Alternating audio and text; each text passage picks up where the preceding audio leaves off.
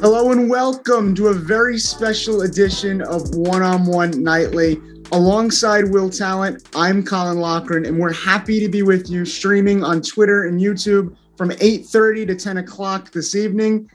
Even as 2021 is coming to a conclusion, there's no shortage of excitement from around the world of sports. So much to get to tonight. Seriously, it's going to be a jam-packed show. But first, Will, how are you doing tonight, my friend?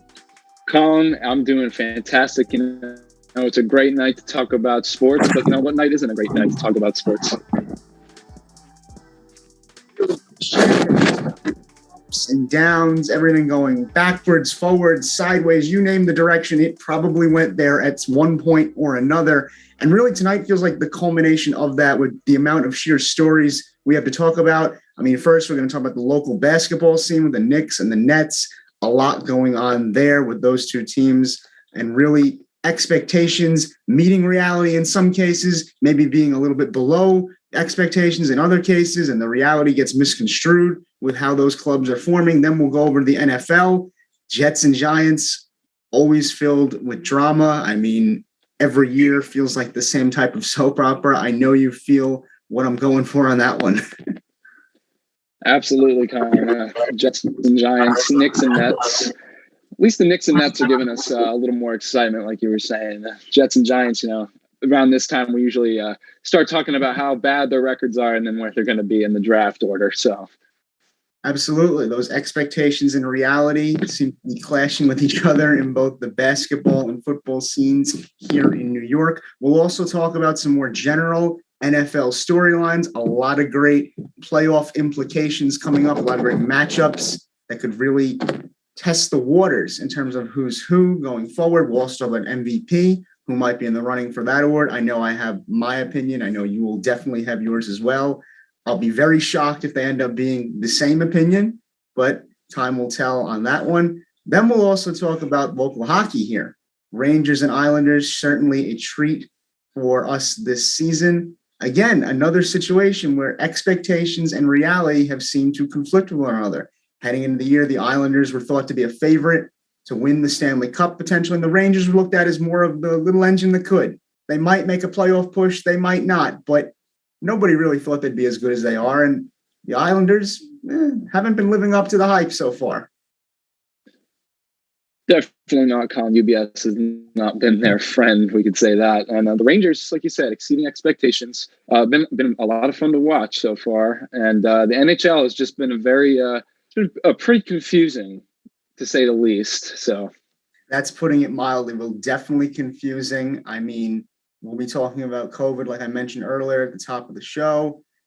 One of those first segments. I mean, the NHL, prime example of just how the world of sports has been truly impacted by Omicron and COVID as a whole.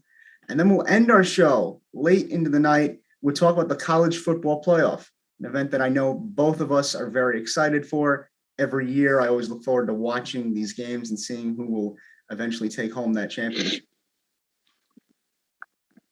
100%, Colin. College football playoff, that gap between these upcoming bowl games and then to the national championship, it's filled with a lot of anticipation. It's a very anxious time of the year, and it's always been pretty solid, always fun to watch. So hopefully we get the same results this year.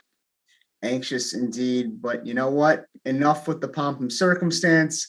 Let's get right into it here. I want to start in the association, and specifically, I want to start down in Brooklyn with a team that I know you've been following. I know I've been following. I know everybody has been watching these guys under a microscope, given how high, here it is again, that word, those expectations were heading into the year. This is going to be a theme throughout the show, I feel. The Brooklyn Nets won their last game 124-108 against the Los Angeles Clippers. James Harden was very good in that one. 39 points, 15 assists, 8 rebounds against the Clips.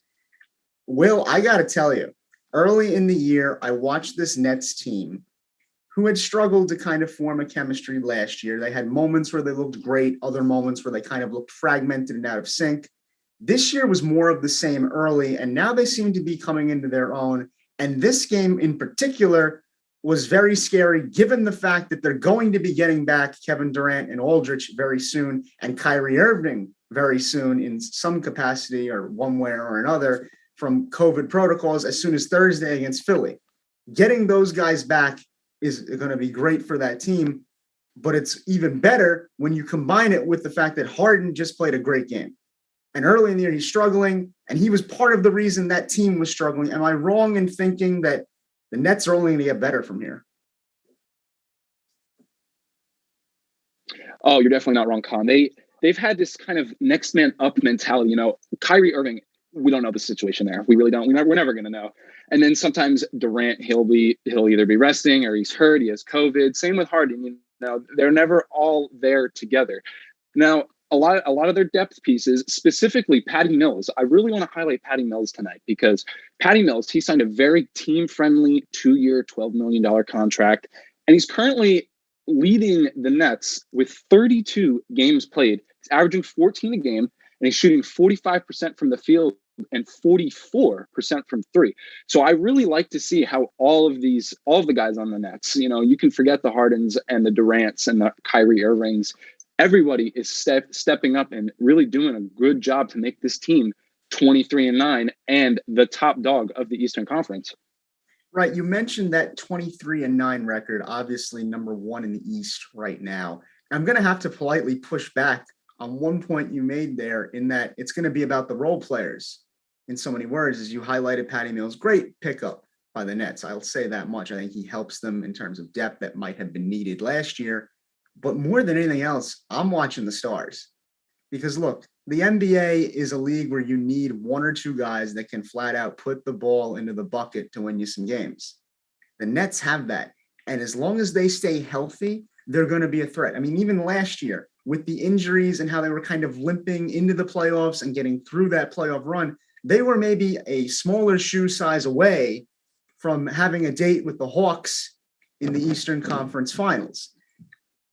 I'm looking at KD specifically right now, who very well may be the best player on the planet. I think it's really down to him or Steph Curry at this stage in the game because LeBron has not been LeBron that we know him as from the years of the Cavaliers and things like that. He's still great, but I'm just saying for my money, it's either Durant or Curry. Durant at the moment, though, 29.7 points a game, 7.9 rebounds a game, 5.9 assists per game. You're telling me this guy's going to get Kyrie Irving back in any form. I've been critical of Kyrie Irving and his unwillingness to take the vaccine, things like that. Apparently, he's going to be back. But even having him at all is going to help them. And now the fact that Harden has seemed to figure it out after really just looking awful in the first part of the season, I think it's going to be about the stars. And I would even throw LaMarcus Aldridge into that conversation. Yeah, he's not what he used to be. There was a time where that guy would be genuinely feared throughout the league. I remember in Portland, he was viewed as a good offensive threat, especially in the post. He's giving you 14 points a game. I don't think I expected LaMarcus Aldridge to give you 14 points a game. If anything, I would have thought maybe Blake Griffin would have been that guy, and he hasn't done that. I think he only gives you roughly around 7 points a game.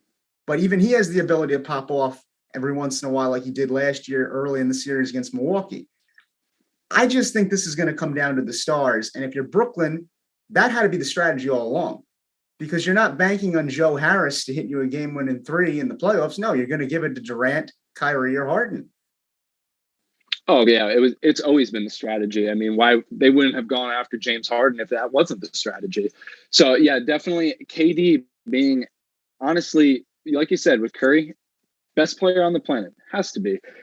His consistency, his ability to shoot wherever, whenever. He's just playing like the 2013 Oklahoma City KD right now, in my opinion. He just doesn't look like he had an Achilles injury a couple years ago. He's back in his form like he was years ago. Harden, like you said as well, they're both clicking. And well, KD, he's coming back. He was doing well before he went down. But once you get those two in the starting lineup together, it's, you said it's going to be a threat. I personally think it's going to be lethal. I don't know a single team in the East that's going to be able to match up with these guys in Brooklyn. And, you get Kyrie Irving coming back. Kyrie, I have mixed feelings about Kyrie. I don't really know how well he's going to fit into into what they're going with right now. But to be honest with you, I think it's going to be okay. It's all going to turn out all right in the end. It's Kyrie Irving. He is who he is, and he's a tremendous point guard. He's still probably, if not the best point guard in the NBA. It's very exciting what they have going on over in Brooklyn. If they can get Kyrie Irving back full time, they are the best team in basketball. I Absolutely. said last year when these guys were healthy or healthy-ish. That's still true in my mind. I think this comes down to chemistry, and I think this is what you were getting at with the depth, is that when the chemistry's not there between the stars, you're going to need guys that can kind of pick up the slack, and I think that's why you were quick to praise Patty Mills, and right to do so. And there's been some other guys, I mean, I mentioned Joe Harris a few seconds ago, who really haven't been playing up to the level that I would like them to be playing, for considering the guys they're playing around. I'm picturing it like this. If you have a defensive situation as an opposing team, who are you going to pay attention to? Kevin Durant or Joe Harris? You're going to pay attention to Kevin Durant, which means guys like Joe Harris or Patty Mills, when they're on the court with these stars, are going to have to hit open shots. It's going to come down to a combination of things going right for Brooklyn, because when you have so many stars, that's where the defense's attention is going to be, mostly concentrated at. I'm hoping their depth pieces are good enough to kind of carry them here in those slow stretches when the chemistry's not there between the main guys.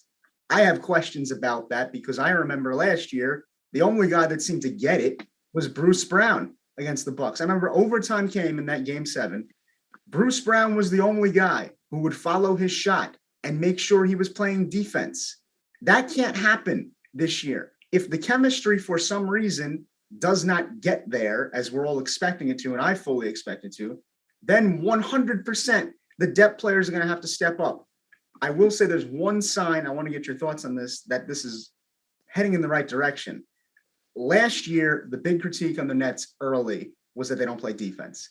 Great firepower, great three-point shooting team. This year, right now, they're ranked 5th in defensive rating.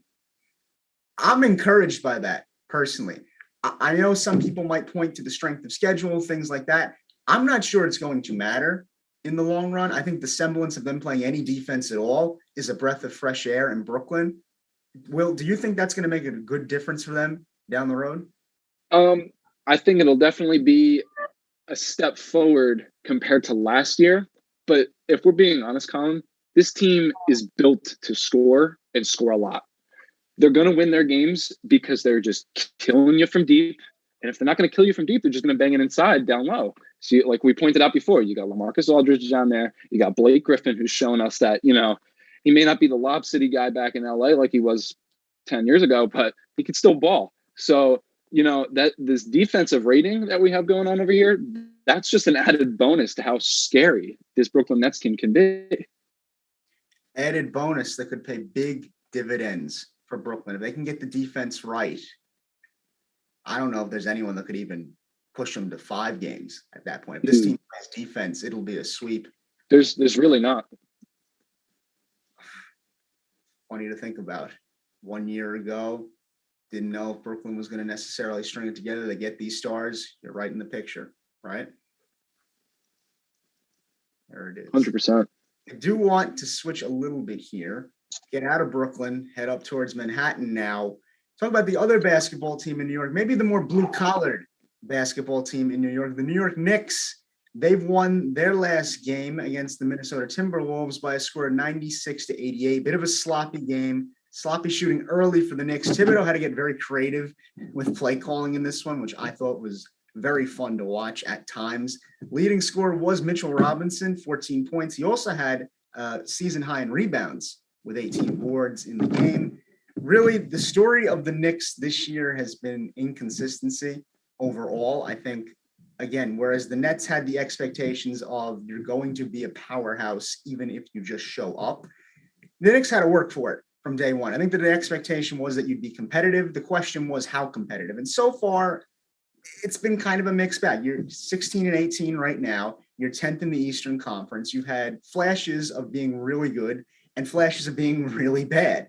They've been hurt by injuries like the one that happened to Derrick Rose. COVID protocols have not been very kind to this team at times.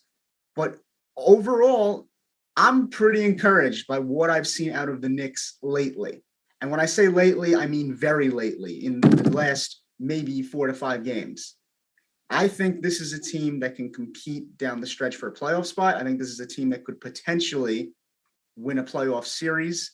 I like the pieces they have, but I do have concerns about the defense. I think last year, the big selling point of the Knicks was, oh my gosh, this is a team that plays really good defense. Hence why I called them the blue-collared NBA team of New York. Whereas the Nets kind of represented the flashy style of three-point shooting. We've got the big names. The Knicks were kind of the team that was willing to out-hustle you.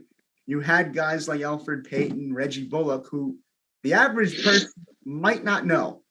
But people in New York looked at these guys and they said, oh, no, they D up.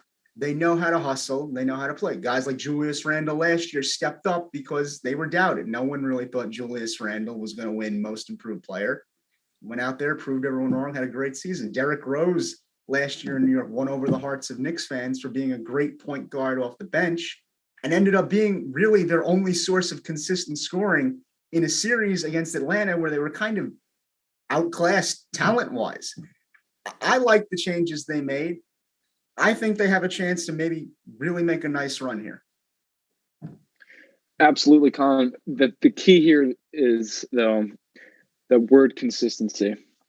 Now, Leon Rose, he's done a fabulous job doing what he has to do, using their resources to bring in the guys to make this team what they needed it to be last year. Bringing in Evan Fournier, you needed that 3-point scorer. You got that 3-point scorer.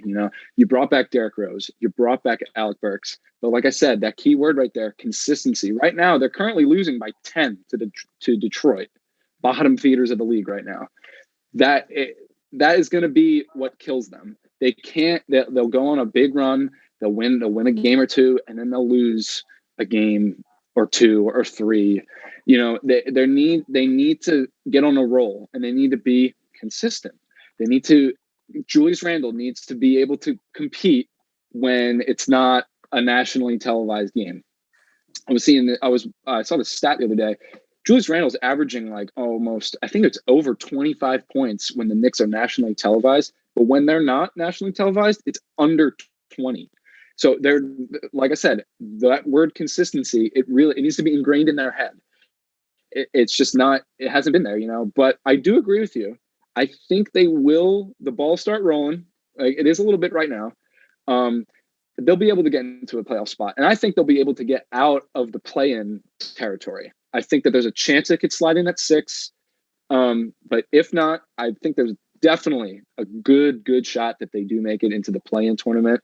I'd like to see a lot more out of RJ Barrett, though. I know he's been a little banged up with COVID, but early on he was okay. And then he started doing really good. And then he started taking a couple steps back. That's been one of the issues with RJ Barrett with the Knicks his entire tenure so far. We need to see these steps in the right direction every single year, maybe every single game, just doing something to show why you are a 3rd overall pick, So speaking of RJ Barrett and young up and comers, I like to point out Miles McBride and Quentin Grimes really they're finally starting to get a role in Tom Thibodeau's team. They're really starting to hit their stride a little bit, and now they have to be comfortable in that role. Quentin Grimes comes in and he shoots the lights out. His three-point percentage is spot on. It's exactly what you want. It's probably more than what you expected out of him, honestly. But these are the kind of guys that are going to have to step up for the absences of Derrick Rose. And, if RJ Barrett's having a down game, you're going to need a Quentin Grimes. You're going to need an Emmanuel Quickly. You need these guys to come up and be who you think that they're going to be down the line in their career, So consistency, it's a big part. Maybe Leo will make a splash at the trade deadline because they are in it. They are in playing territory right now. So I do see them making the playoffs, and I'll go out as far as you did, possibly winning a series, possibly. Your point on consistency and growth for the young guys is certainly tremendous and well taken. I agree with you 100%. These are guys that are going to need to continually grow down the stretch if they want to make any sort of noise in the playoffs. I also want to call out a couple of the older guys as well, because you can talk about how the kids need to play better all you want. In my mind, two people that really need to step it up because they were brought in here to do so are Fournier and Walker specifically. I think that's the price you pay when you bring in these two guys, is you lose some of the defense. But you were willing to do so expecting to get some sort of offensive production from both of them. You've gotten that at times. Kemba Walker specifically recently has been pretty good, 44 points. And then the game after, at Christmas, puts up the triple-double. He's had moments where he's looked good. It's the same deal with Fournier, where he's had moments where you're like, oh, this is why the Knicks brought him in. So he can shoot threes, he can put up points when need be, but you lose the defense, which if you were a fast break team and a more athletic team that didn't have Julius Randle, of all people, handling the ball, might work. But when your pace factor is 28th in the NBA, you're not playing a fast-paced style of basketball. That's not going to help so much. I'm looking at the older guys, and I'm looking at the offensive scheme that Thibodeau wants to run. And yes, you're right. The younger players like Barrett, McBride, they're going to have opportunities to help them out. But in my mind, the older guys are really going to have the burden here of carrying this team, specifically Walker, because the better Walker plays, the less I got to watch Julius Randle fumble around with the basketball.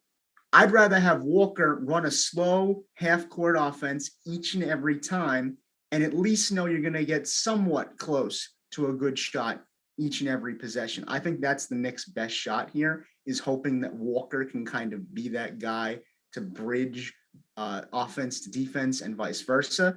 And I think once Rose gets back, that's even going to be more prevalent, because then you have two guards that can handle the ball and really just find Randall, Barrett, and others when necessary.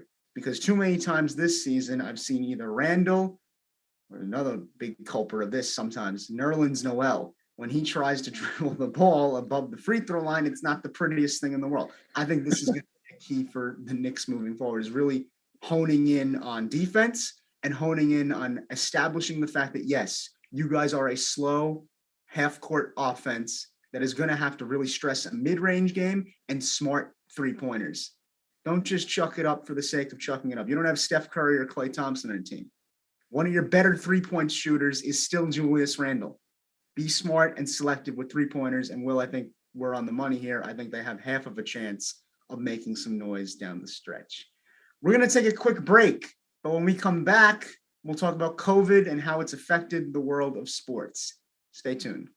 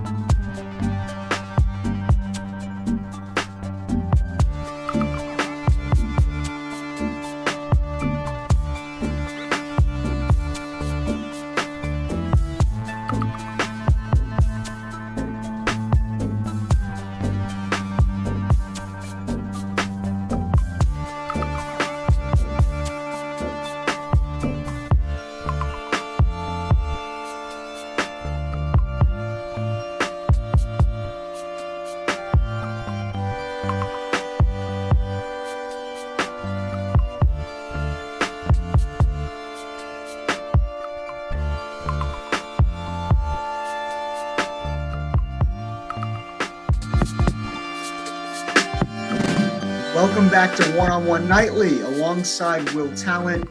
I'm Colin Lochran. Will, it was really fun talking Knicks and Nets with you. Certainly a lot to look forward to as the season continues and we get hopefully into the warmer months with both of those clubs, and they make appearances in April and potentially May in the playoffs. But we do have to talk about something of a little bit darker subject matter, and that is COVID-19, the pandemic that has affected everybody on this planet. And I wanted to start this segment with a magazine article I read recently, and the title of that article, which is from New York Magazine: Professional Sports Are Learning to Live with COVID. We're next. I think that says it all. As Omicron is surging, it's becoming much more of a problem than it even was before. Rates went down for a little bit. Now they're going up in terms of infections and hospitalizations, all these really bad things. And sports have been trying their best to adjust or amend what's necessary, with some success and some failure. The NHL shut down recently. They're actually resuming play tonight. That should be interesting to see how that goes as a case study. But other leagues like the NFL have taken a more laissez-faire approach, not testing vaccinated players regularly unless they're symptomatic or have been in close contact to someone that's contracted the virus. The NBA taking a similar approach, or quasi-similar approach, is now they have hardship contracts for teams that have been particularly hit hard by the virus, allowing play to continue amidst the pandemic. I just wonder if there's ever going to be a time in this pandemic in sports where we decide this is what needs to be done and there's a standard precedent that's set. It doesn't feel like that's happened yet. Now, whether that's taking a break and shutting down for a period of time or playing through and figuring out how to do that smartly and safely, I don't know. That's a discussion we can have. I'm hoping we will have that. But right now, it does not seem like there's much consistency throughout the world of sports. And that extends also to college athletics as well, not just the pros. There's been many postponements, things of that nature that have happened and really hit that area of athletics hard. Definitely, Colin. I got to start with this, though. If we want to see change, it's going to have to come from these much higher ups, like the NFL and the NBA, and then there are people that are much higher and much greater than them. But when you see what the NFL and the NBA, specifically those two leagues, what they're doing, it shows you that they're ready to adapt. They want to adapt. They want to show people that, the world is okay. We can move forward with coronavirus. It's always going to be here, and we have to work around it. If we want to continue to do what we love, we need to adapt. Absolutely. Adaptation's been necessary with this virus since day one. I am a little bit concerned of how we're going about it as a society, as people who cover sports, as the sports world specifically is going about this, because it feels very much like we're surrendering to the virus. I don't want to say that because I know it sounds horrible, but it might be the truth. I mean, the CDC is now lessened quarantine time to 5 days, which I know that people are saying that Omicron is less dangerous than other variants such as Delta, but it makes me wonder what this was all for when we did shut down in March of 2020, when the world of sports did stop. I don't want to be a pessimist or someone that's not looking on the bright side of adaptation. Let's do this and get through this. But if we were just going to do this to begin with and try and work around it, then why did we stop? And also, has the virus changed that much to where someone that might not be vaccinated won't be gravely ill or injured or, God forbid, killed because of it? I just have a hard time accepting that personally. I don't know how you feel about this one. See, Colin, all of the questions that you just rose, excuse me, that's the problem with this whole situation. It's just too confusing. Nobody knows the right answer. We haven't been able to figure it out. But as a society, we have to just keep going. And society loves sports. So we could bring back something that society loves. It gets people going. It gets people involved again. The NBA, they're cutting down the quarantine day or isolation day to from 10 to 6, NFL going from 10 to 5, not testing asymptomatic people. Let me ask you though, if you don't have symptoms though, are you going to get a test? That's the real thing. Is it that necessary to have a test when you don't feel sick? That's just my question and my opinion on it. I don't see the reasoning behind testing these guys every single day, maybe even twice a day, if they're not sick, if they're healthy. Yeah, I think that's something a lot of people are wondering. I'm not the most well-read person, of course, on asymptomatic spread or anything like that. It's not my area of expertise by any stretch of the imagination. But just to play devil's advocate with you here, if you're playing a close contact sport like football and asymptomatic spread is still prevalent, I think as the opposing player who's not sick or has not contracted anything, I'd like the other guy to get tested. I mean, if he's going to tackle me into the 5-yard line and I might get COVID from this individual, or God forbid, give COVID to someone close to me that might be older or immunocompromised, then yeah, then I think maybe you should get tested and you might want to see who's who on the field, because a lot of this really comes down to what is society's duty towards other people. This is how I've been thinking about this, Liz. I think at first everyone saw coronavirus and said, I don't want to get this because it's a danger to my health. Then more literature came out about what the virus was, and it became, you should wear a mask, not necessarily because you're scared you're going to get sick, but you don't want to give it to somebody else that might not be as fortunate to have as good a health as you. I just question whether or not sports is making a good example of that point by lessening all of these restrictions. I think the safer you are, the better. This might sound radical to you, but I was all for the NHL shutting it down when they did. Once cases went berserk like they did and everyone's getting sick and you're in protocol, yeah, at that point, shut it down and let's come back. I actually think they came back too early. I would have shut down until New Year's Day and shut it down maybe even a little quicker than they did. They had started that shutdown, I believe it was December 23rd, and they still had a game to be played that night between the Capitals and the Flyers. I was very encouraged by the fact that they were willing to do so, but I wondered two things at the time. Did they do it early enough? And is this really going to help given the amount of time that the virus can live in your body? I think the smarter that the world of sports is in terms of how they handle this, the smarter society will be in their personal choices. Because look, when you have guys like Kyrie Irving that say they don't want to take the vaccine, that gets into people's craws. I know we all like to think that we're impenetrable from other people's opinions sometimes, but that's just not the case. There's many impressionable people out there, myself included. If I heard Dr. Fauci or somebody else that I trusted on the virus say something, I'd be inclined to think a little bit differently. And for some people, celebrities and athletes have that sort of pull. I think this is something that's definitely worth talking about above all else, because while people might not meet a consensus, it's important to have these discussions and to really see where everyone's head's at with something like this. Yeah, definitely. All these athletes and celebrities, they're using their platforms as they always have been. It's COVID. It's a very hot and sensitive topic. To backtrack onto the NHL cancellation, I can't even say cancellation, just a pause, if you may. To be honest with you, Colin, I wasn't really for it. I think that since they did it and they came back as soon as they did, I'm happy they did that. Just because I think you really need the example of we can do this. We're not going to let COVID beat us. I think when you say surrender, we surrender to COVID when we pause our sports, when we stop our world. That's when we surrender to COVID. We have to show we have a vaccine, we have 2 shots, we have a booster. We have to show that we are bigger than a virus and continue to go out into the world and just give back and contribute. That society can keep rolling, the world can keep spinning, sports can keep being played.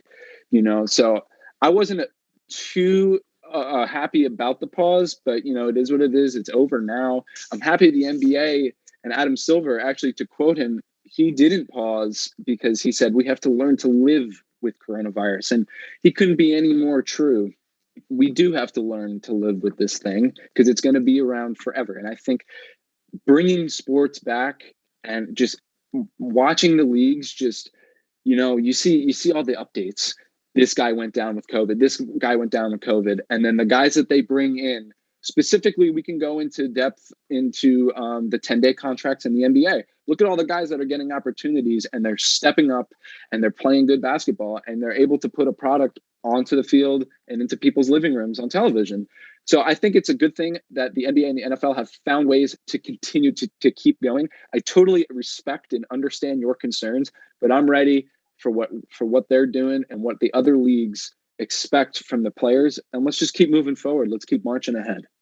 Absolutely. I think, you make some valid points there, and ones that I definitely likewise respect and consider important in the grand scheme of COVID and how we choose to go about this. Because at the end of the day, you are right, to one extent or another, we do have to adapt in terms of how we handle it. I think our difference in opinion is not so much about, our willingness to fight COVID, just how we go about it. I think we differ in strategy, not in terms of end goal. And I think that's something that really politicians and other people could learn a lesson from, is that you might not agree with the other guy on how you go about doing something, but you're all trying to achieve the same thing at the end of the day. And, these type of discussions are really important. And I think sports is going to be a prime example of really how the rest of us should handle it. I think that article was spot on. Sports are learning to live with this. We're next. The question is, how are we going to do so? Does it take a more conservative approach in terms of maybe waiting it out, or does it take a more forward thinking and, a little bit more progressive approach in terms of you're going to march through no matter what here and see what happens and hope that the vaccines that people do have are going to fight back in that sense of the word. So a lot to see here. Hopefully, I'm praying that Omicron does slow down, hurting a lot of people as we get into the winter months here. Let's all hope for the best and hope that sports is not affected too much more. We're going to take another short break, but when we do come back, we'll talk about the Jets, the Giants, NFL playoffs, and give some pictures in terms of who's going to be in that dance come January. Stay tuned.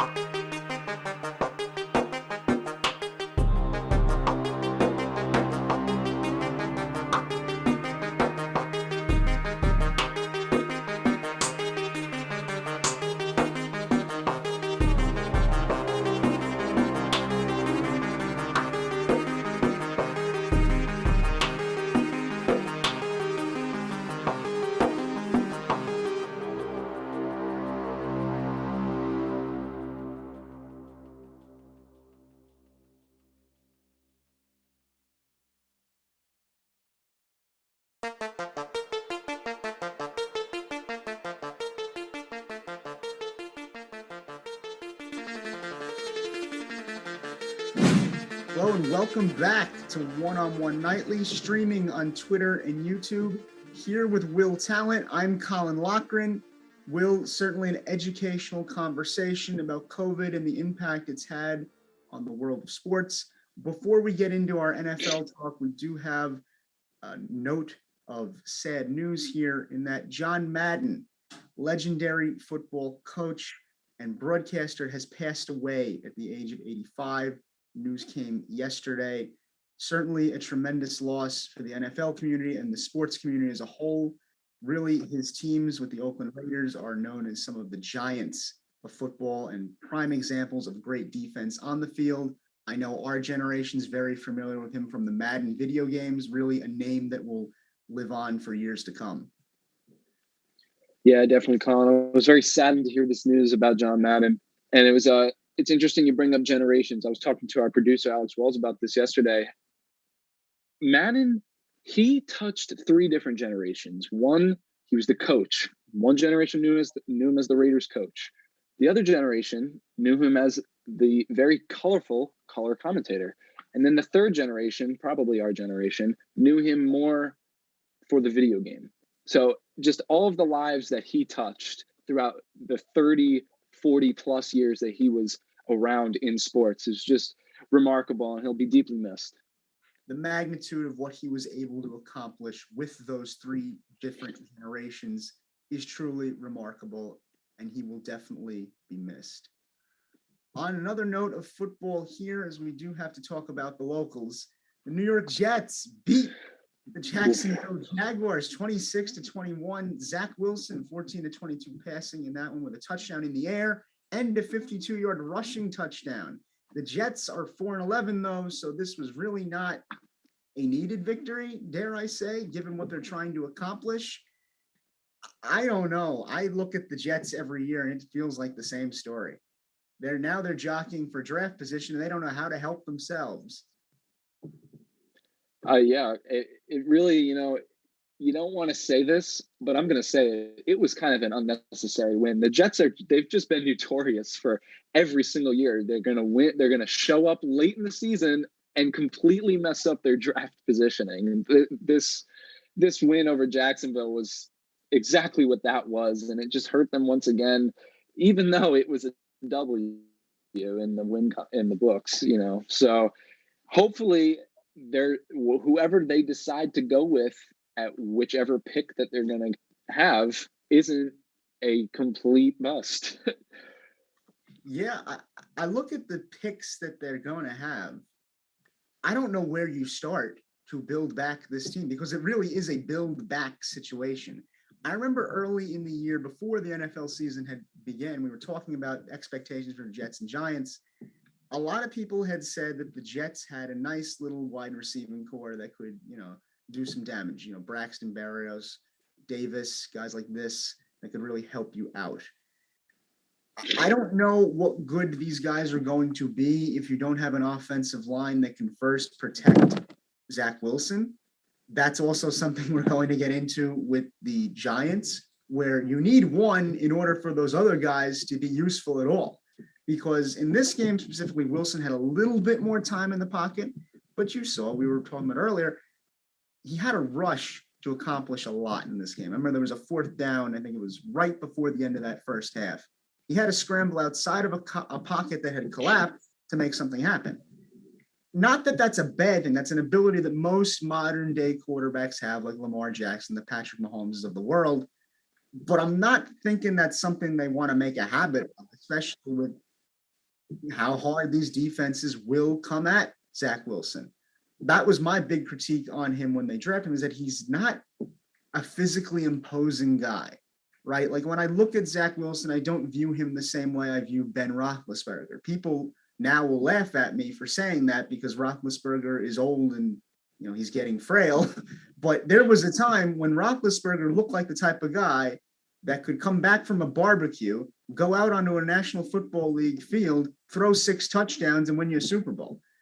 Wilson does not look like that type of guy. He looks like the type of guy that needs a certain level of conditioning and protection to have him be useful to your team. Am I wrong in thinking that way?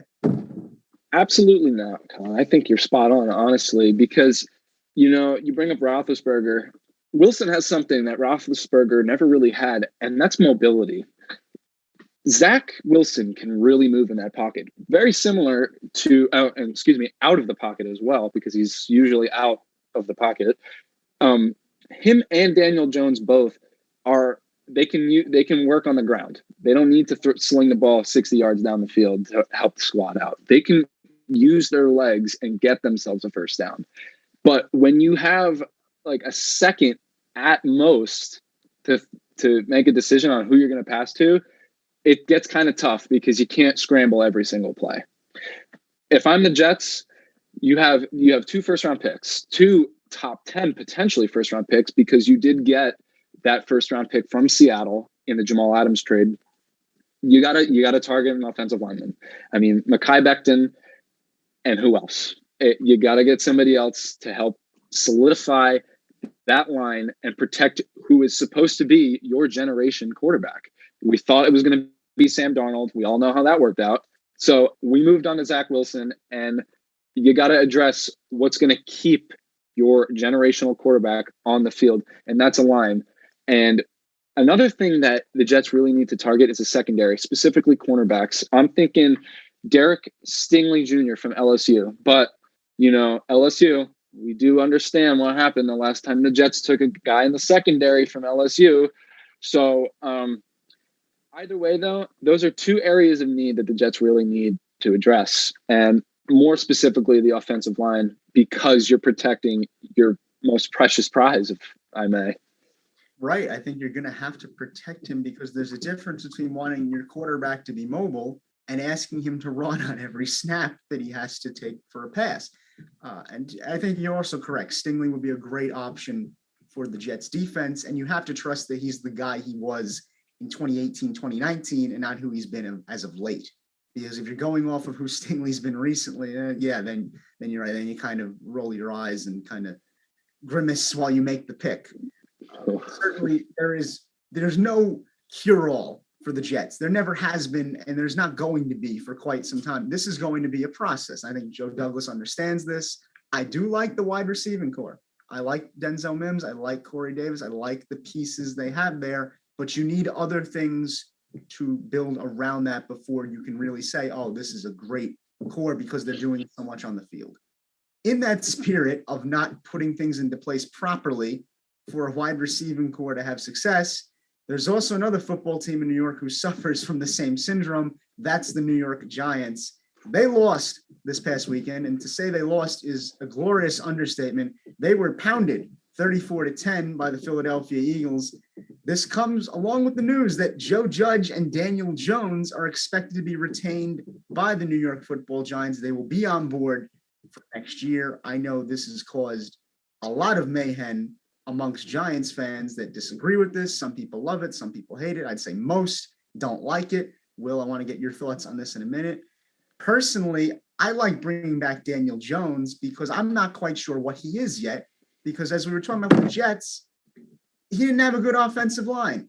And they really went out of their way not to give him a good offensive line, it seems, because when they had a good draft pick, they went with Kadarius Toney instead of building something that Jones could, have a stable pocket and find other guys like Evan Ingram and Sterling Shepard who are already on the team. This year, Jones has been hurt late in the season, but earlier he was pretty decent, I think. 11 games, 64.3% completed passes, tossed 10 touchdowns. I mean, the 7 interceptions isn't great, but, he's still kind of young. You can get away with saying that's growing pains. The Giants they might be the worst team in football this year, and it might be all their fault. Yeah, they definitely can be the worst team in football this year. They've certainly played like that. I actually lose my appetite every Sunday I watch this team, Colin. It's an absolute joke. It's a joke. I will be the first to say it. I was one to say, hey, the Giants may actually win 9 or 10 games this year, given how good that defense was. And they took a wide receiver in the first round who, Kadarius Toney, has actually looked really good when he could stay healthy, whether it's COVID or his ankle or his whatever, But this team has taken so many steps in the wrong direction. But I believe Jones and Judge, retaining both of them, is a step in the right direction. And I'll tell you why. I want them to have at least 3 years together. They need more time together. And like you mentioned, Jones didn't have an offensive line. Not his fault. And to be quite frank, he didn't do too bad with a terrible offensive line.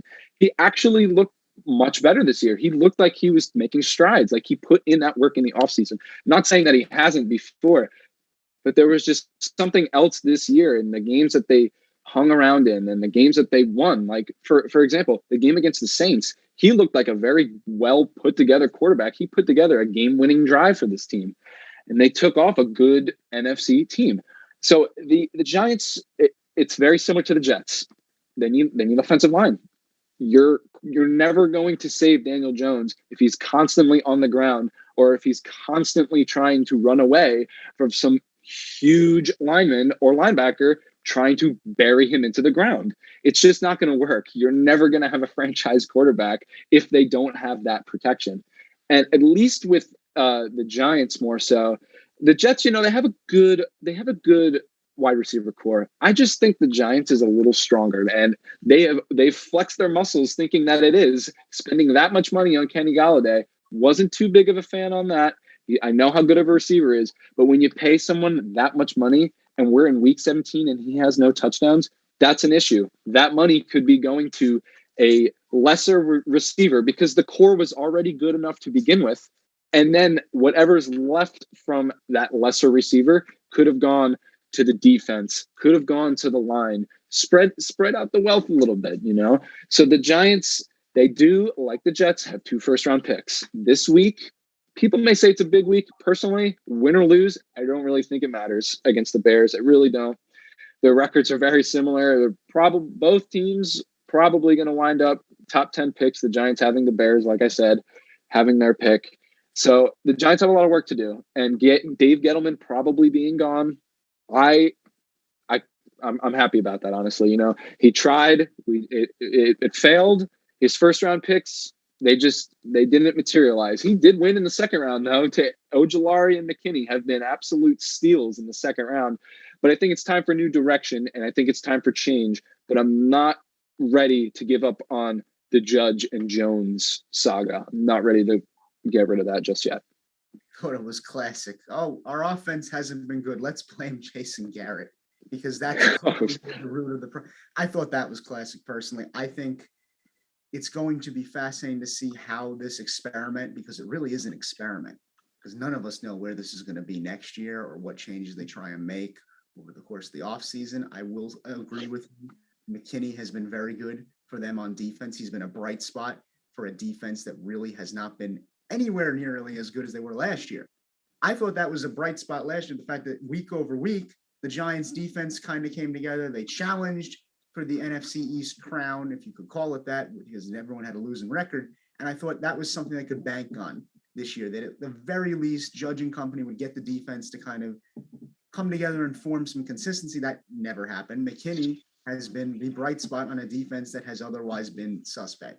Offensively, yeah, I think we're in agreement. The line needs to get much better because that saves Daniel Jones. That saves the entire career of Saquon Barkley, who is wasting time with the Giants right now.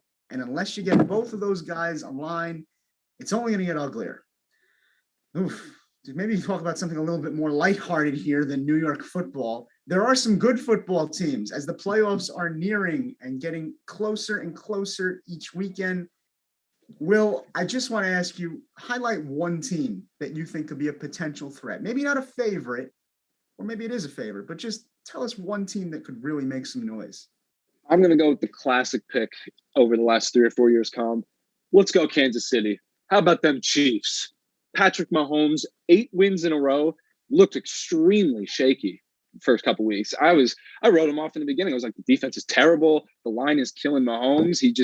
The throws that he's making, it's just not what we're used to seeing out of him. And now all of a sudden, 1 week comes, and then there's 2 months in a row of 8 straight wins. It's truly remarkable, and they're starting to click, and they're clicking at the right time. So give me the Chiefs at the AFC.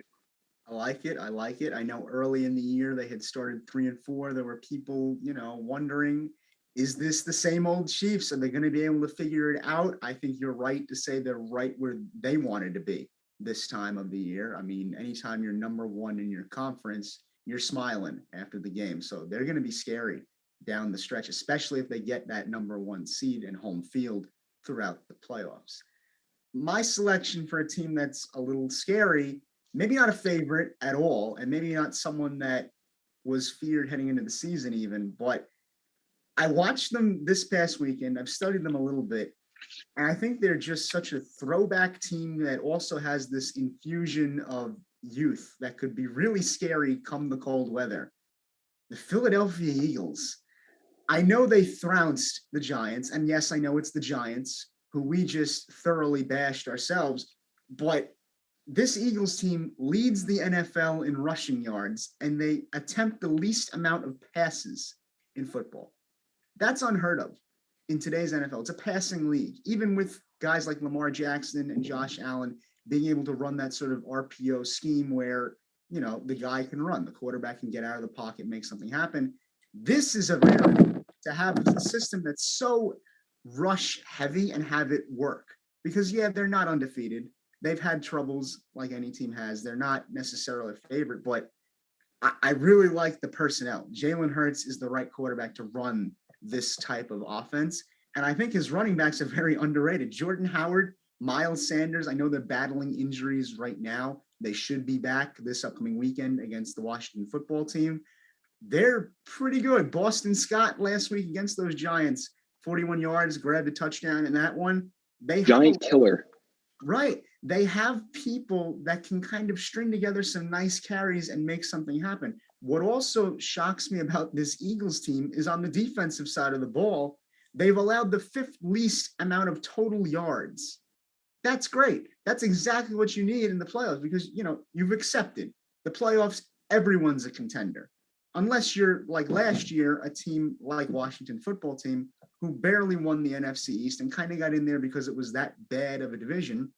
For the most part, when you get to the NFL playoffs, everyone can win. Everyone's good at something.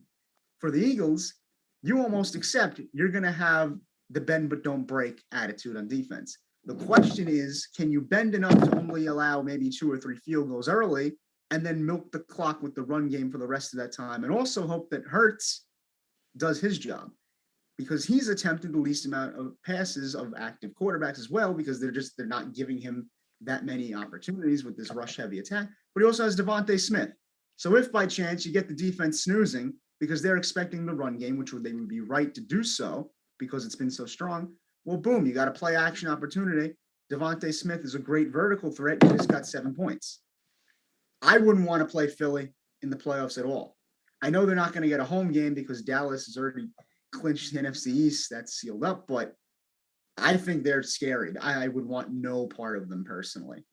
And you mentioned the Cowboys. I'm gonna go on the Cowboys bandwagon. It's tough as a Giants fan to say that, but I'm liking this Cowboys team, Colin. I really am. There's something about them. Their offense over the last few years, it's always been pretty good. You got Dak Prescott when he was healthy. He's throwing a Michael Gallup and Amari Cooper. He's got Zeke in the backfield, and Tony Pollard in the backfield. They've been able to always put up a lot of points. But this year, their defense is trumping that offense. Micah Parsons, DeMarcus Lawrence, the list goes on and on. This Cowboys team is very scary, in my opinion. We may see the NFC representative in the Super Bowl as the Dallas Cowboys. It pains me to say that, but this team is playing that good. I don't see anybody really, maybe the Packers, but with how many injuries that the Bucs are having, and saying like with the Packers as well, I don't see a lot of people slowing the Cowboys down. I think they win out. They do have they have the Cardinals, which we could have said it was a tough game a few weeks ago. They've dropped 4 in a row. Not too sold on them. Kyler's been hurt. D-Hop's been hurt. And then they have the Eagles.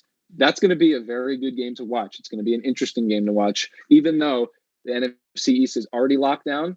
Could have a lot of meaning going into the playoffs. Oh, the bright spot for the Cowboys, there was no way they could have went 8-8 this year. So I'm sure Cowboys fans were happy with that one. But one more thing before we wrap up the NFL segment. This is my favorite part of NFL talk. Who's bringing home MVP? I will give you my pick first. I know this will not surprise you one bit.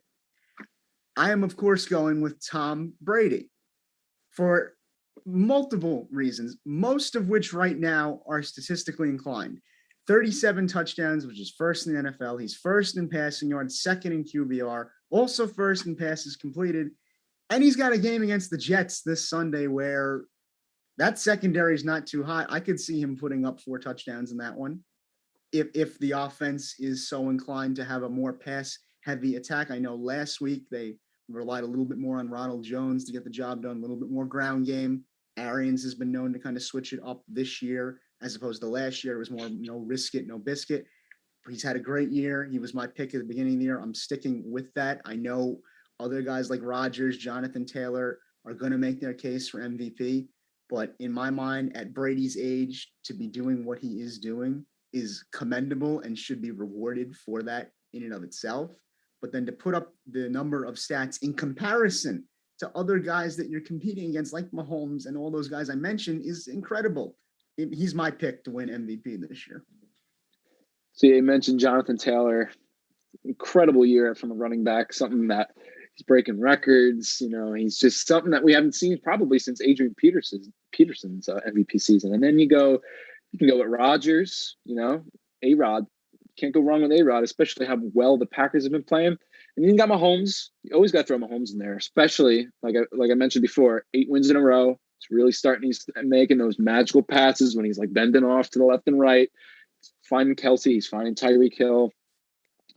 But Colin, I actually have the same exact thought process as you. Give me TB12. He leads passing yards, touchdowns, you name it, man.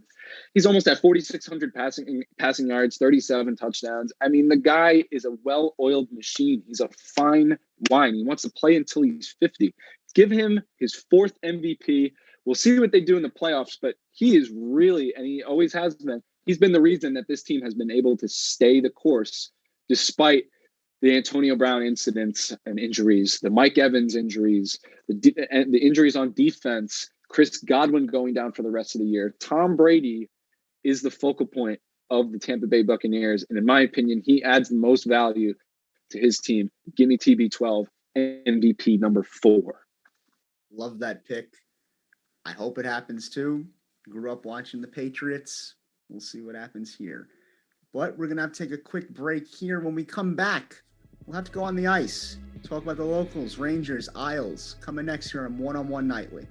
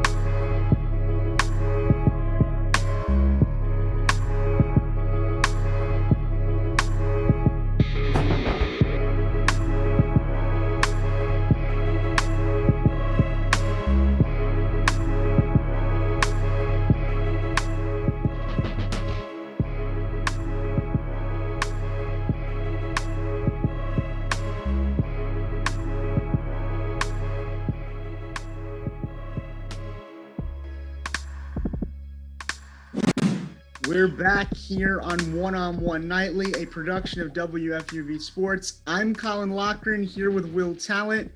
Will, man, talking about the NFL, really fun time. Talking MVP, talking playoffs, talking the mess that is the Jets and Giants, and has seemed to perpetually been so. But maybe not my favorite segment. I think we got to go on the ice and talk about the NHL, specifically New York's teams in the New York Rangers and the New York Islanders. Starting off on 34th Street, we'll talk about those 7th Avenue skaters, the New York Rangers, as tonight they came back from the NHL pause for the first time. They're currently trailing the Florida Panthers by a score of 3-2. But so far this year for the Rangers, pretty good. New coach in Gerard Gallant heading into the year. Not much expected of them. I mentioned the word expectation at the beginning of our show, and I'll do so again here because I think it's important. The Rangers were not expected to be as good as they are by any stretch of the imagination. You had good talent heading into the season. Chris Kreider, Mika Zibanejad, Artemi Panarin, names of this caliber that you looked at and you went, okay, these guys can play. They're going to have an interesting time forming a chemistry, but they weren't necessarily a group that put fear into your hearts the same way that the Tampa Bay Lightning do. The Lightning have about 6 or 7 guys that you look at and you go, how are they on the second or third line? They're not even starting. Plus, a team like the Lightning has a goalie in Andrei Vasilevsky that is untouchable year in and year out, and come playoff time, you can't get anything by him. The Rangers weren't viewed in that light. They were seen as I said, the little engine that could. You might make the playoffs, you might make a push, but you're not scaring us. Coming into the year, they really turned the table, won some really good games early, and really challenged teams that maybe they shouldn't have. Key example for me was that game against Vegas. They lost the game in a shootout by a score of 3-2, but that second period, the line of Kreider, Zibanejad, and Capo Caco, very young talent there, along with Alexis Lafreniere, came in at around the same time at that number 1 slot, really put up a fight against Vegas in that second period. I thought it was indicative of the type of team that the Rangers are and the type of unit that Gallant wants to form. Because last year, under David Quinn, you had a situation where it was a little bit softer of a unit. You weren't focused on the forecheck, you were focused on scoring. This year, you get guys like Ryan Reeves, and you add it to what you had in Kreider, Zibanejad, and Kako, and you have something that's really special. I've been floored with how the Rangers have played this year. Right now, they're third in the Metro, hanging on with teams like Washington and Carolina.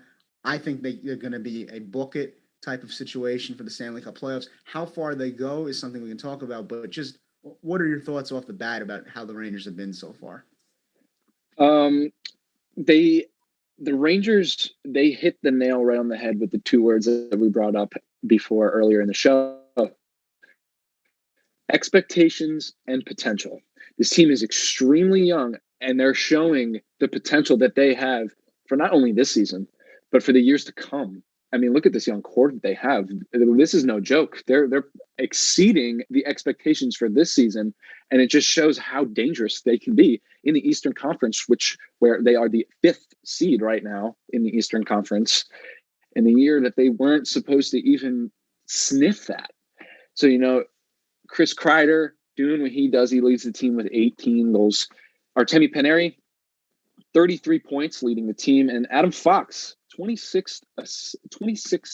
It's very good, I have to say. The Rangers have been a lot of fun to watch. I was actually at that Vegas game, and it was even though they lost, they played well and they played fun. It was a fun hockey game to watch.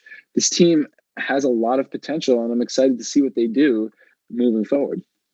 I'm at the point with this team where I'm amazed with how they've been playing, but now I'm raising the bar a little bit. They've handled lower grade teams like Arizona, but they've really struggled to close out games against teams like Colorado and Vegas, as we've been talking about. That's something that you can tangibly improve upon as the season continues. And I'd like to add, for a lot of this season recently, in recent history, they've been without their star goaltender, Igor Shesterkin, which I mentioned Andrei Vasilevsky earlier to make this point now. Igor Shesterkin is making the case to win the Vezina this year. He was not even in my top 10 choices to win the Vezina this year. I mean, the guy's playing out of his mind when he's on the ice. 9.937 save percentage, 13-3-2 record. And not to mention, now he scared the other goaltender, Alexander Gorgiev, who, when Shesterkin was out, he stepped up his game. Because when Shesterkin was there, he was carrying the team and winning games that maybe they shouldn't have won at times. I remember I had seen a game where they played Columbus, who is, kind of a fringe team. They're about what the Rangers were supposed to be. Shesterkin goes out there, gets them a shutout. They win a game that maybe they shouldn't have won. They were a little weaker on the forecheck that night. Gallant wasn't as crisp in terms of his line selections. But that's the type of thing we're dealing with now is your expectations are getting higher every day. You mentioned Adam Fox, Norris winner, best defenseman in the NHL, arguably, with those assist numbers and with those point numbers. He's doing things that other defensemen just can't. I know a guy up in Boston, Charlie McAvoy, recently given a great extension. The knock on McAvoy is that he can't score. He'll do a lot of things for you defensively. He'll get you blocks. He'll get you all the things that a good, solid defenseman is supposed to, but he's not adding that other element on offense. He's not helping you in the neutral zone in the same way that Fox can. And for the Rangers, that is the best surprise they could have gotten, is now you're forming a team that has chemistry and a team that's really coming together. I'm greatly impressed with the Rangers. I know they're sitting at third in the Metro right now. I know there's only a point separation between them and that top spot. My big thing for them going forward would be to get consistent with the lines. Gerard Gallant, I've listened to him speak in post-game press conferences. He likes switching it up. I wonder if that's going to be a detriment for them going forward. The one line that he has finally seemed to want to stick with is Kreider, Zivanejad, Capo Caco. I have no idea why he likes this line in particular. I can't even understand why it works specifically, but for some reason it does work. And in that Vegas game, it was very prevalent.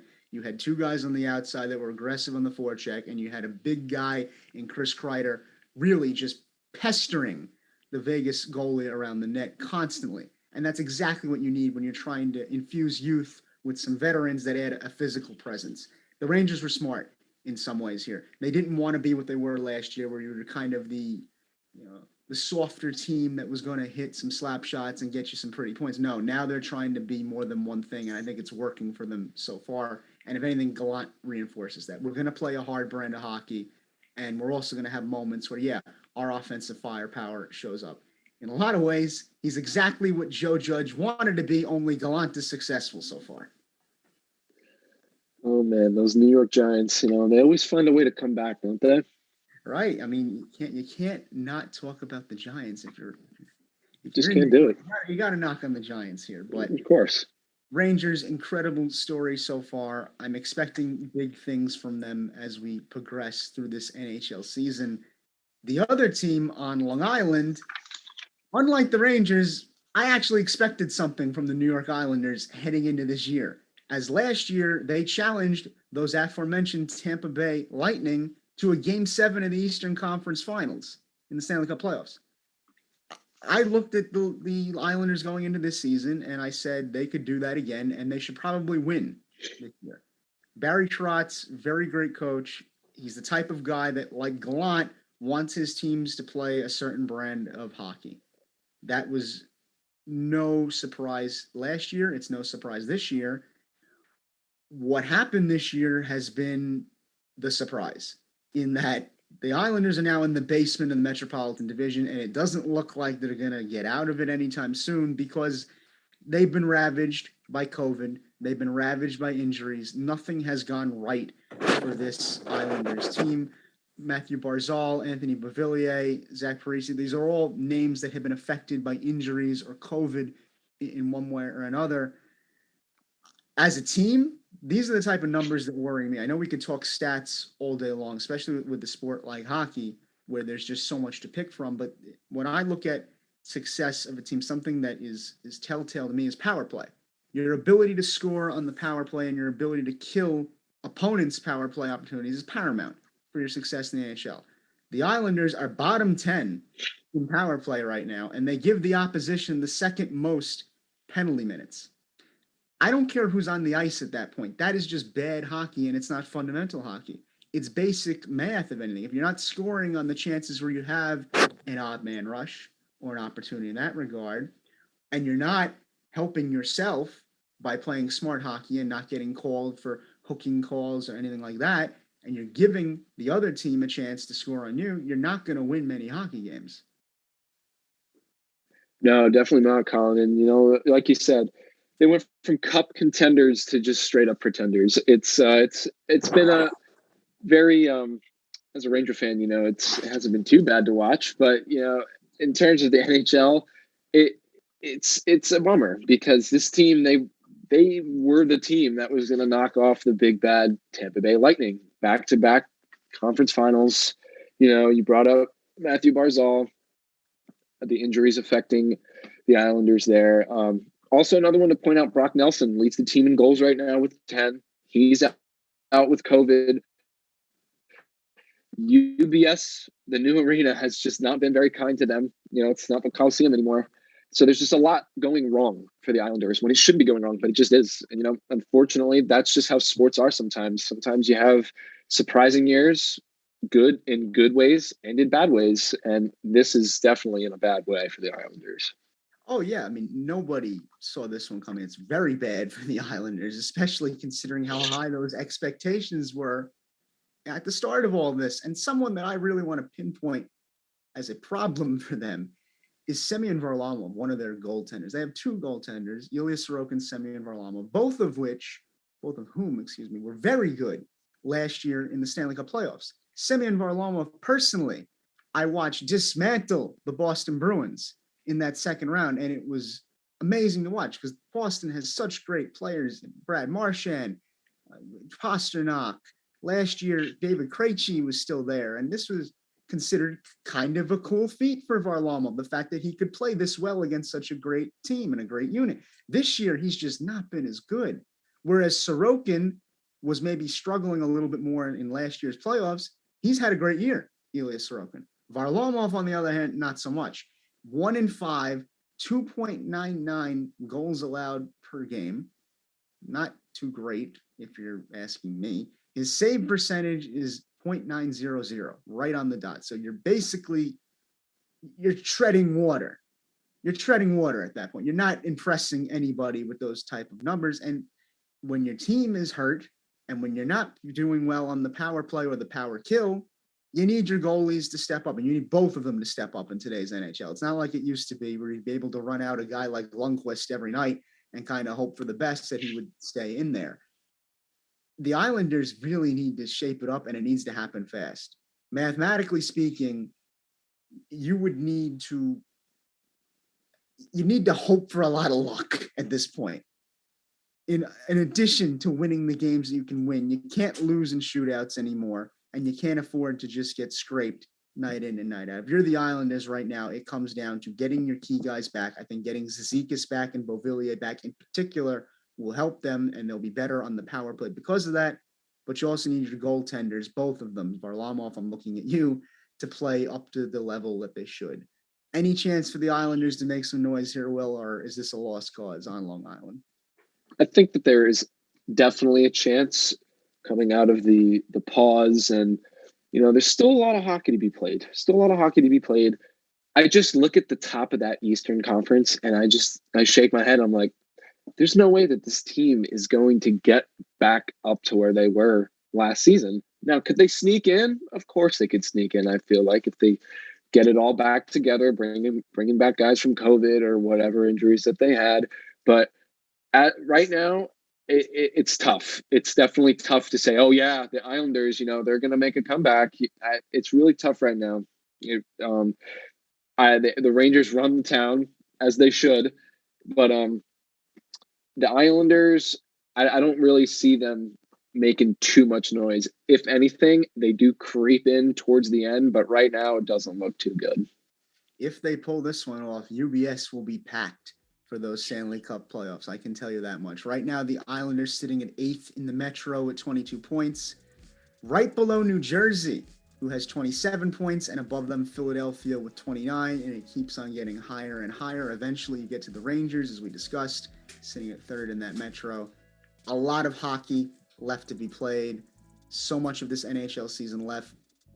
Can't wait to see what happens. We'll be right back on One Nightly, and when we do come back, we'll be talking about the college football playoff. Stay tuned.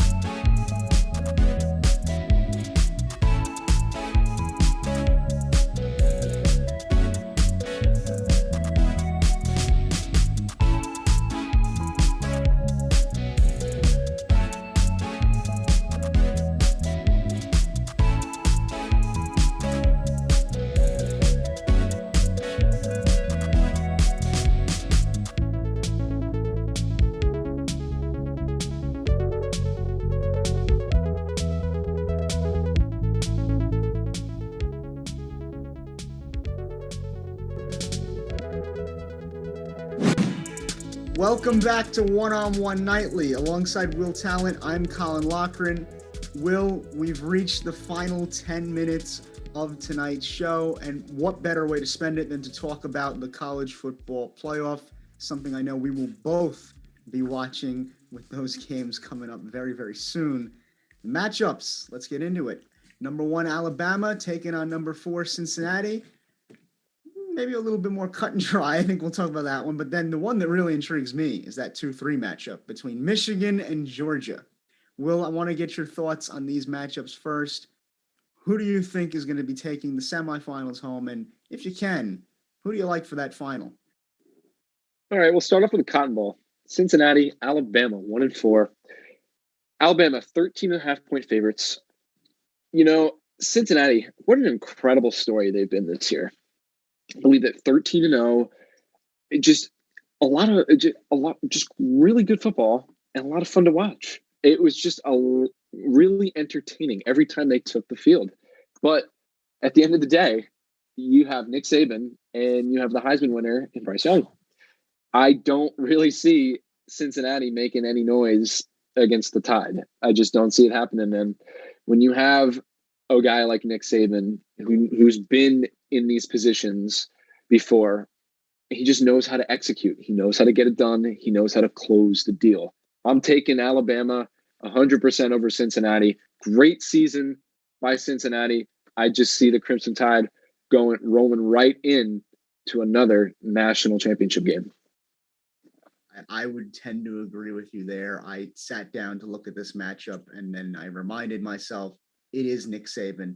It is the Alabama Crimson Tide. I know there's a lot of controversy as of late in terms of whether or not pedigree should matter when making the selections for the college football playoff. But in Alabama's case, yeah, it does matter. And they've been so good for so long. And I'm not going to overthink this at all. You have Bryce Young.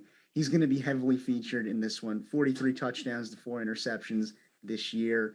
Also, Jamison Williams, I expect him to be all over the field in this type of a game. I think Alabama should have no problem with Cincinnati. If anything, I'd say Cincinnati will have to get off to a fast start if they want any shot to hang with the Tide. I think that was something in the SEC championship game that I was surprised about.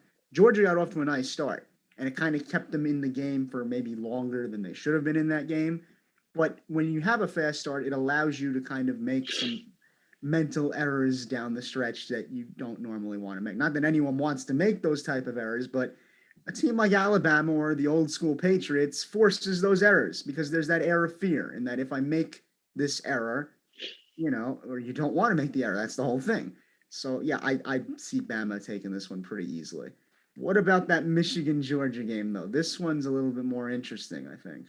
Oh, you bet, Colin. You bet. I've been anticipating this game for a little bit now. Orange Bowl, Georgia, Michigan. Georgia, 7.5-point favorites. I'm going to cut and dry. I'm going to say it clean, cut and dry. Give me Michigan right now. Stamp it. Jim Harbaugh, it's time. The Wolverines, it's their time. I'm tired of Michigan. I'm tired of hearing the narrative. Jim Harbaugh, he's just, the big game is not meant for him. No, let's go. Let's see what they're made of right now. We all know about this Georgia defense, though. I'm not going to just sit here and talk on this show and just be like, Michigan, Michigan, Michigan. We gotta address what they have at stake right now. This Georgia defense may be one of the best defenses that we've seen in college football. Obviously, it was the best defense this season. But let's remember, the last game that they played, Alabama kind of exposed this defense, putting up 41 points like it was nothing. But I anticipate this game to be pretty close. I think Michigan they're gonna hold their own. And I'm going to give a final score prediction of 23 Michigan, 21 Georgia. Give me Michigan, Alabama, college football national championship. I think it's going to be a lower scoring game. I'll agree with you there. I was very tempted to take Georgia in this game because of how good that defense is. I ended up agreeing and taking Michigan solely because I just really liked Michigan's run game. I saw what they did against Ohio State a couple weeks ago in that matchup that was right after Thanksgiving, and I was blown away. Not because it was particularly special. I thought it was a great win for Michigan in terms of, you beat your rival there, but I like teams that can run the ball effectively and make that kind of the focal point of your offense. And I think when you're going up against a defense that's as good as Georgia's, you might want to run the ball, maybe open something up for you play action wise later in the game. I know Michigan led the Big Ten in rushing yards this year. That's something that I look at as important. Also, importantly, Alabama did expose that Michigan defense. I question whether or not it's the same type of exposure that Michigan's going to try and get at, because Alabama has just a lot of talent through the air. I mean, it's a very pass-heavy offensive scheme that they're running, and why wouldn't it be when you have a guy like Bryce Young? But I'm not sure that Michigan's going to be able to get away with that against Georgia. I think it's a very different type of matchup. Absolutely. Let's shift to the national championship, though. What we have right now, we have our Alabama and we have our Michigan Wolverines. We were talking about Nick Saban, Bryce Young, Alabama. They always find a way, and honestly, I don't really see much different, But I'm gonna go against that narrative. I want Michigan, and more specifically Jim Harbaugh, to show the nation that what they're made of. Give me Michigan to be your college football national champion. That is quite the bold take. Might I ask, how do you see that game going, though? Because I would like to see Michigan win, because I always want to see the little guy fight and win the day, but it's Alabama. With that amount of talent on one roster, I don't know how that game goes in Michigan's favor. Do you see a blueprint for how Michigan attacks that type of matchup here? I think Harbaugh uses what you said. They're going to have to use the run game, because quite honestly, the only reason I'm taking Michigan, because I want to see Jim Harbaugh have the success that everyone thinks that he can't have. And I want to see them take down the big bad Crimson Tide and Nick Saban, but if we have to give a reason. My reason is going to be the run game. They're going to have to kill them on the ground, and Alabama, they're going to kill them in the air, as we've seen. So it's going to be a tough win for Michigan for sure. But it's going to be an exciting game. It's going to be very exciting. It's going to be fun to watch, and it's going to be highly anticipated, as it is every single year. Here first, potential Michigan upset over Alabama in the college football final. Who knows? Maybe you heard it here. I think that would be a great story. I think it's something we could all get on board watching. I would kill to watch that competitive a game in the final. I'm not that bold. I would personally take Alabama to win out here, because it is the Tide. It is Saban. There is that pedigree. Plus, they got a guy named Bryce Young, who I think is going to be very, very good in the National Football League very, very soon. Maybe the second Alabama quarterback in recent memory to make some noise, maybe. But that remains to be seen. It's been a fun show tonight with you, Will. Great talking sports, great talking NBA, NFL, college football, NHL, all of that good stuff. If you've missed any of our segments from tonight's show, please be sure to check out our WFUV Sports YouTube page. You'll find them there. For the last time of the year, this has been One-on-One Nightly, a production of WFUV Sports.